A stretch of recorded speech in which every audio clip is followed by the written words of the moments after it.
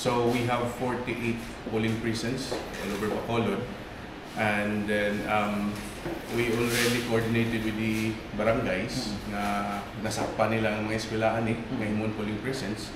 And then we also asked them to deploy their mga ilang medics or EMS nila. So aside from that, kami Monday, we are on 24/7 since Monday until next week, no?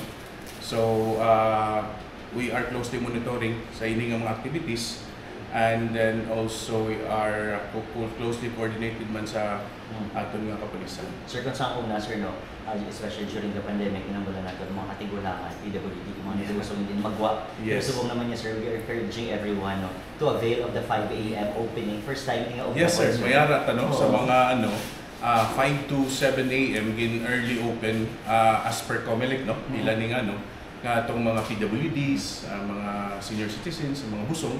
So sa tanan nga pumuluyo, kinahanglan ni tani, no?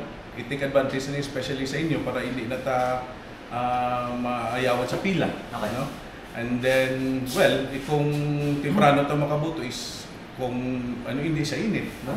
So ginawahagin ng tanan na i-avail tagin sa COMELEC. Sir, kung sa may mga comorbidities, anong ato niya panugyan? Anong advice ang ating bakod si DRM? Yeah, as much as possible if, well, of course, this is your right, no, nga makaboto. Kung kaya pa man, madala lang ta upod, no?